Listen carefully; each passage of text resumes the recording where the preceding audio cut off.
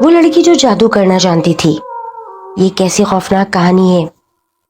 جب بھی اس گاؤں کی بیٹھک یا پنچایت میں کبھی کبھار خوفناک کہانی قصوں کا یا جادوگروں کا دورانیہ ہوتا، عائشہ نام کی اس لڑکی کا ذکر لازمی ہوتا تھا. کوئی نہیں جانتا تھا کہ وہ جادو کہاں سے سیکھ کر آئی یا وہ خود کوئی پیرانارمل ایکٹیویٹی سے جڑ گئی تھی. کوئی نہیں جانتا. ہنستی کھیلتی لڑکی اچانک سے خود کے ساتھ کیا کر بیٹھی. آئیے ملاحظہ کیجیے. عائشہ شروع سے ایسی نہ تھی. وہ بہت شوق چنچل اور کھیلنے کودنے والی لڑکی تھی. شام ڈھلتے ہی اکثر سخی سہیلیاں اکٹھی ہو جاتی اور رات گہری ہونے تک کھیلتی رہتی. گاؤں کے بیچ میں ایک چھوٹا سا چوپال تھا. وہ وہاں پر سب اکٹھا ہو کر کھیلا کرتی تھی. ایک روز عائشہ اور اس کی سہیلیاں چھپن چھپائی کھیل رہی تھیں. وہیں پر آذان مغرب بھی ہونے والی تھی. اس روز عائشہ کی کمبختی سمجھ لیجیے کہ وہ کھیلتے کھیلتے اندر جنگل میں چلی گئی اور نہ جانے کب تک وہاں پڑی رہی. جب اسے وہاں سے ڈھونڈ کر نکالا گیا تو وہ بے ہوش تھی. اس کے ماں باپ نے اس کی سہیلیوں کو بہت ڈانٹا کہ یہ چھپن چھپائی کا کھیل ایک روز کسی بھیانک انجام تک پہنچے گا. یہ کیسا چھپن چھپائی کا کھیل ہے جو تم لوگ گاؤں میں نہیں بلکہ جنگلوں میں جا جا کے چھپتی ہو. سارے ماں باپ نے اپنے اپنے بچوں کی ڈانٹیں لگائی تھی اور وہیں پر ہی عائشہ کا اس روز سے لے کر آخری روز تک تمام صورتحال بگڑ چکی تھی. اب عائشہ شام ڈھلنے کے بعد کھیلا نہ کرتی. اس کی سہیلیاں جب بھی آتی تو وہ یہی کہہ کر ٹال دیتی، ارے جاؤ میرا موڈ نہیں. اور پھر وہ مغرب کی اذان کے بعد اپنے گھر کی چھت پر چڑھ جاتی. گہرا ہوتا آسمان، چمکتے بھڑکتے ستاروں کو گھنٹوں تک تکتی رہتی تھی. ایک روز وہ شام کے وقت چھت پر چڑھی ہوئی تھی جب اس کی نظر ایک نیچے سے جاتی ہوئی عورت پر پڑی. عائشہ نے ایک عجیب سی کریپی اسمائل دی اور پھر اس عورت نے عائشہ کو دیکھا اور بولا، ارے اتنی دھوپ میں اوپر جل رہی ہے، نیچے اتر جا بیٹا، شام ہونے لگی ہے. کیا کر رہی ہے اتنی سخت دھوپ میں؟ عائشہ نے اسے کوئی جواب نہیں دیا اور تھوڑا سا پیچھے ہو گئی. وہ عورت بھی چلی گئی تھی. اگلے روز اس عورت کا اچانک انتقال ہو گیا. وہ عجیب انداز میں گھر میں مری ہوئی حالت میں ملی. وہ اتنی ادھیڑ عمر کی عورت نہ تھی، بس دکان سے سودا لینے ہی گئی تھی کہ راستے میں جب اس نے عائشہ کو دیکھا. عائشہ چھت پر بیٹھی منڈیر سے ٹیک لگائے زمین پر ہاتھوں سے کچھ کھرچ رہی تھی. وہ کچھ عجیب عجیب سے شبد لکھ رہی تھی جو کچھ سمجھ میں نہ آتا. اور پھر اس نے اس شبدوں کے اندر ایک عجیب سی کہانی لکھ ڈالی. اور پھر اس نے آسمان کی جانب دیکھا اور انگلیوں سے اشارہ کر دیا. عائشہ بہت بدل گئی تھی. اس عورت کا آج نماز جنازہ تھا. ہر کوئی حیران پریشان تھا. ہنستی کھیلنے بولنے والی عورت اچانک کیسے؟ اور جبکہ وہ بیمار بھی نہ تھی. اب کیا تھا؟ ایک دو روز نہ گزرے تھے کہ جب سکینہ کو بچہ پیدا ہونے والا تھا. وہ عائشہ کے برابر میں ہی رہتی تھی. اس کو بہت زیادہ لیبر پین ہو رہا تھا. عائشہ اس وقت چھت پر ہی موجود تھی. عائشہ کے کانوں میں سکینہ کی کرہانے کی آواز بھی وقفے وقفے سے آ رہی تھی. وہیں پر عائشہ منڈیر کے ساتھ ٹیک لگائے بیٹھی تھی. اچانک موسم نے اپنا رخ بدل لیا. ہوائیں تیز چلنے لگیں اور آندھی سی آ گئی تھی. عائشہ کی امی عائشہ پر چلائیں، عائشہ نیچے آ جاؤ، بہت تیز ہوا چل رہی ہے، نیچے آ جاؤ بیٹا. عائشہ نے اپنی ماں کو کوئی جواب نہ دیا. اب تو عائشہ کی ماں بھی عائشہ کے اس رویے سے بہت زیادہ محتاط ہو گئی تھی کہ اس کی بیٹی اب زیادہ بولتی نہیں ہے، بالکل خاموش رہتی ہے، اور اگر زیادہ بات کرو تو ایک دم غصیلی آنکھوں سے پھٹی پھٹی نظریں کر کے دانت پیسنے لگتی ہے اور مٹھیاں بھیجنے لگتی ہے. کھانے کو ایسا کہ پورا کھانا سمیٹ جاتی اور پھر اور بھی مانگتی. بال تو مانو جیسے وہ باندھنا ہی بھول گئی تھی. عجیب سا اس نے اپنا گندا اولیا بنا رکھا تھا. ہفتے میں ایک دفعہ بہت مشکلوں سے جب ابا کی کراری ڈانٹ پڑتی تو وہ نہانے جاتی۔ عائشہ زمین پر بیٹھی ہوئی اپنے لمبے لمبے ناخنوں سے کچھ کھرچ رہی تھی۔ اس نے زمین پہ ایک گول دائرہ سا بنا رکھا تھا اور اس دائرے کے اندر اس نے صاف واضح ایک بچہ بنایا تھا اور اس بچے کی گردن اس نے نیچے جھکا رکھی تھی اور وہیں پر اس نے ایک عورت کا خاکہ بنایا۔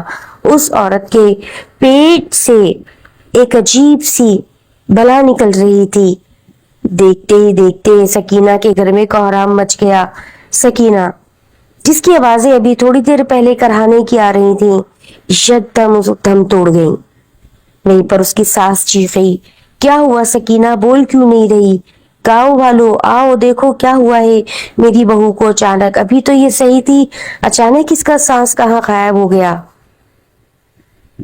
اسی بیچ میں عائشہ کی امی عائشہ کو لینے اوپر چڑھی تھی۔ جب انہوں نے عائشہ کی یہ عجیب سی حرکت دیکھی کہ اس نے فرش پر کچھ کھرچ رکھا تھا، اس نے اپنے بال بکھیر رکھے تھے، اس کے ہاتھوں کے ناخنوں سے خون رس رہا تھا اور وہ خون اس بچے کے منہ میں جا رہا تھا، یہ خاکہ دیکھ کر عائشہ کی ماں ڈر گئی اور اس کے کانوں میں بھی اب سکینہ کے گھر والوں کے چیخنے اور چلانے کی آوازیں آ رہی تھیں اور وہیں پر دم سادھے عائشہ کی ماں عائشہ کو دیکھ رہی تھی۔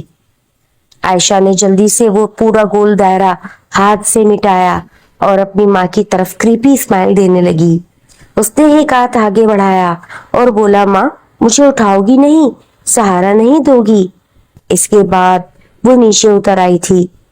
عائشہ کی ماں بھاگم بھاگ برابر دوڑی اور وہ بھی اپنا دل اور کلیجہ تھام کر بیٹھ گئی تھی۔ ہنستی کھیلتی سکینہ، یہ اچانک اسے کیا ہو گیا؟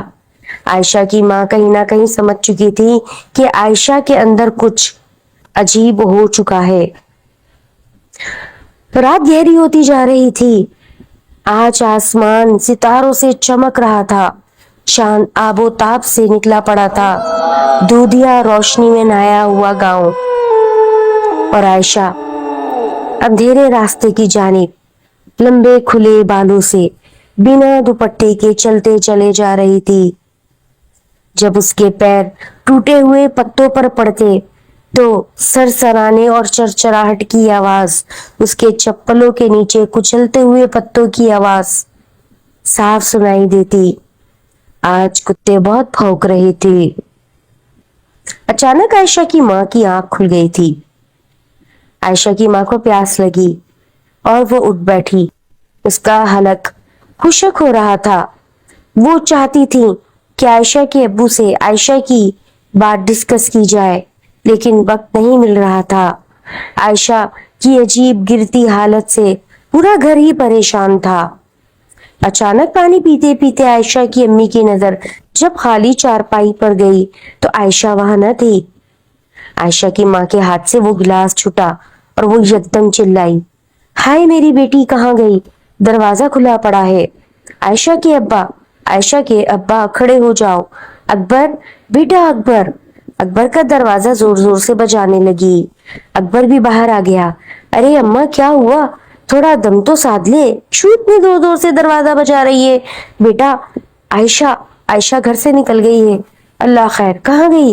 معلوم نہیں بیٹا، ڈھونڈو، اس کی طبیعت ٹھیک نہیں ہے، اور ویسے بھی آج جو میں نے اپنی آنکھوں سے دیکھا ہے وہ میں تم دونوں کو بعد میں بتاؤں گی۔ عائشہ کے ابا اور اکبر دونوں ہاتھ میں ڈنڈا لیے اور اب ایک کے ہاتھ میں ٹارچ لائٹ بھی تھی۔ پورے گاؤں میں ایک ایک گلی چھان ماری، سب کے دروازے بند، حتیٰ کہ انہوں نے گھروں سے جڑے ہوئے طویلوں کے نیچے سے جھک جھک کے گایوں کے باڑوں تک میں دیکھا تھا۔ خیال یہ ہوا عائشہ کہیں نہر کی جانب تو نہیں گئی۔ کچھ دوست اکبر کے وہ بھی اکبر کا ساتھ دینے آ گئے تھے، اور یہی نہیں، اب نہر کی جانب بہت تیز تیز بھاگ رہے تھے۔ خدا نخواستہ عائشہ کا دماغ کام نہیں کر رہا، کہیں وہ خود کو مارنے کے لیے نہر کی جانب تو نہیں گئی۔ اندر ہی اندر وسوسے جنم لیتے جا رہے تھے، لیکن نہر اور نہر کے اوپر کا پل उनको सन्नाटे में मुंह चढ़ा रहा था।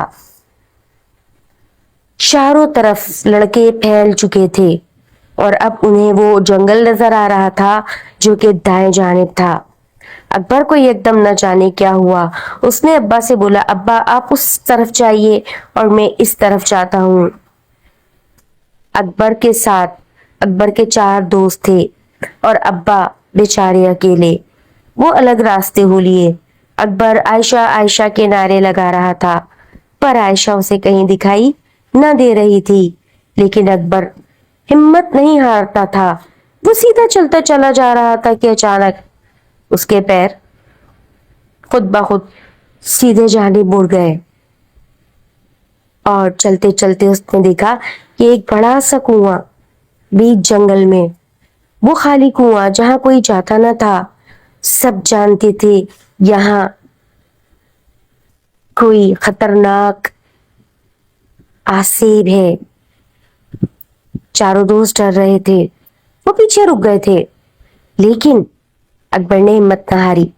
एक दफा सूखे कुएं में झांक कर देख लेने दो, फिर लौट चलता हूं, दिल मुतमईन हो जाए।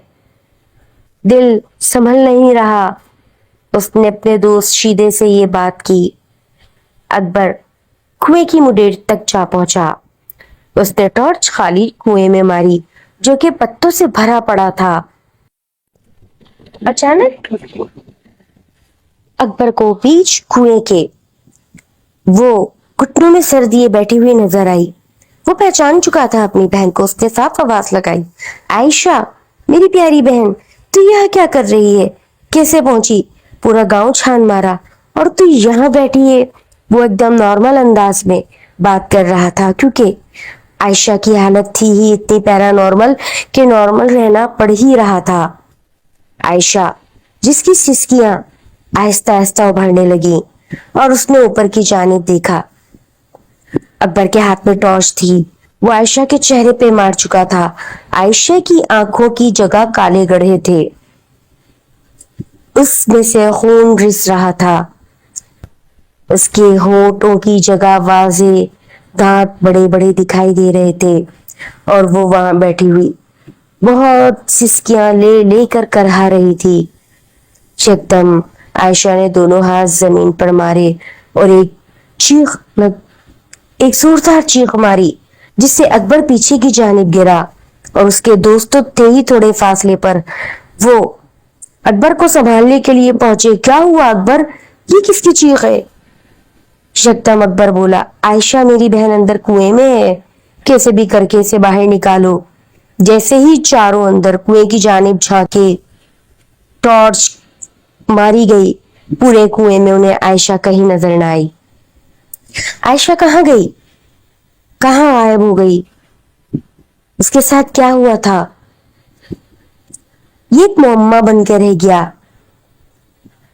आयशा की माँ ने आयशा को कुछ तहरीरें लिखते देखा था और वो जो तहरीरें लिखती उसका बिल्कुल रद्द अमल उसे थोड़ी देर में ही दिख जाता था।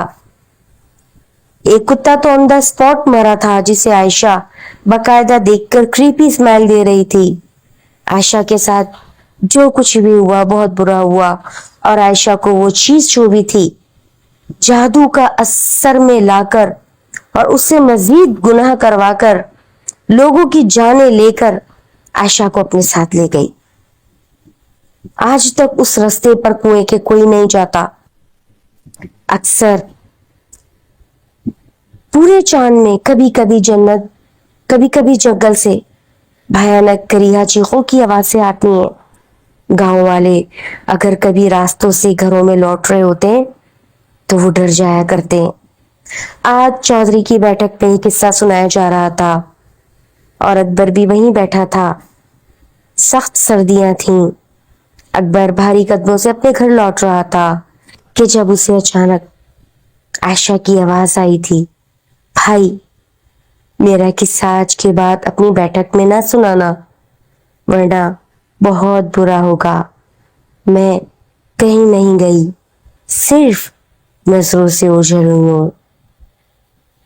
लिसनर्स, प्लीज मेरे चैनल को सब्सक्राइब करें ताकि आपको अच्छी अच्छी हॉरर एंड स्केरी स्टोरीज सुनने को मिलती रहें।